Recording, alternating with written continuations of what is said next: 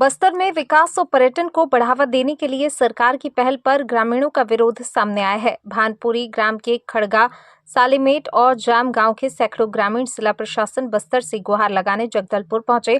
उनका आरोप है वन विभाग द्वारा उनकी 350 हेक्टेयर खेती की जमीन पर पर्यटन स्थल बनाया जा रहा है, जिससे वे अपनी खेती की जमीन से बेदखल हो जाएंगे, जो उनकी आजीविका का एकमात्र साधन है। ग्रामीणों का कहना है कि 1980 में कोसार टेढ़ा बांध के निर्माण के दौरान उनकी जमीन बांध में चली गई थी, जिसके बाद उन्हें वन अधिकार पट्टा दिया गया था। उसी जमीन पर खेती किसानी कर अपने परिवार का भरण पोषण कर रहे थे, लेकिन अब वन विभाग द्वारा ग्रामीणों की खेती की जमीन पर पर्यटन स्थल बनाने का काम शुरू कर दिया गया है, जिससे किसानों की खेतीबाड़ी की जमीन छिन जाएगी। खेती की जमीन पर पर्यटन स्थल बनाए जाने के विरोध में सैकड़ों की संख्या में ग्रामीण जिला कलेक्टर कार्यालय पहुंचे। कलेक्ट्रेट पहुंचते ही ग्रामीणों को मुख्य गेट पर रोक दिया गया, जहां सैकड़ों महिलाएं गेट पर ही बैठकर जिला प्रशासन से मिन्नतें करती नजर आईं। जिला प्रशासन के अधिकारियों ने उनकी शिकायत सुनी और ज्ञापन ले लिया। साथ ही आश्वासन दिया मामले की जाँच की जाएगी और संबंधित वन विभाग से पूछा जाएगा। ग्रामीणों ने अपनी आपत्ति जताते हुए कहा, हमने वोट दिया था, हमने अपना विधायक चुना, मंत्री बने और आज वही ग्रामीण कड़ी धूप में बैठकर फरियाद लगा रहे हैं। उन्होंने सरकार से मांग की है कि उनकी जमीन की सुरक्षा की जाए और उन्हें अपनी जमीन से बेदखल न किया जाए। ग्रामीणों का कहना है कि यदि पर्यटन स्थल बनाना ही है तो वैकल्पिक व्यवस्था की जाए, जिससे ग्रामीणों की भी जमीन बच जाए और पर्यटन स्थल भी बन जाए। वहीं अपनी खेती किसानी की जमीन को बचाने के लिए सैकड़ों ग्रामीण जिला कलेक्ट्रेट कार्यालय के गेट के सामने मिन्नतें करते नजर आए। ब्यूरो चीफ अनिल राव की रिपोर्ट। 1980 से सालेमेटा में जलाशय का निर्माण हुआ तो 943 किसान प्रभावित हुए, जिनको आज तक मुआवजा दिया नहीं गया।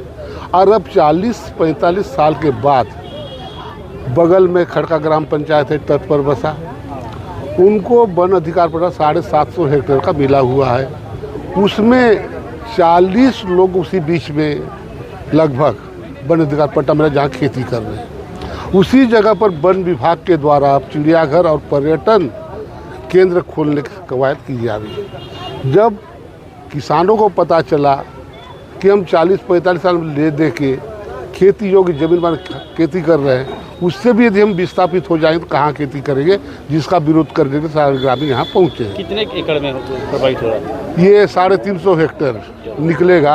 हम और बोलते यहाँ खेती करोगे, हम घेरा लगाएं पूरे में, तो मैं जानता हूँ कि एक बार घेरा लग गया तो खेती करेगा, वो घुसने भी नहीं दिया जाएगा। इसलिए किसान को हमने बताया आप आवेदन दीजिए और उसका विरोध कीजिए, तो ऐसे बंद हो जाएगा। बेदखल के करने के अलावा पर्यटन को बढ़ावा दे रहे हैं। हाँ, ये ग्रामीणों को और किसानों को पिछले भी वंचित किए और धोखा दिए, फिर से वही करके उनको छल करने का काम वन विभाग के द्वारा भी किया जा रहा है और शासन प्रशासन द्वारा भी किया जा रहा है। मुख्यमंत्री के नाम ज्ञापन सौंपा जी, मुख्यमंत्री के नाम से आज ज्ञापन सौंपे हैं और उसका विरोध करते हैं।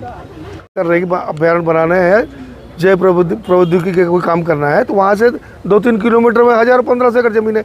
जंगल में जमीन की कहाँ कमी है भाई?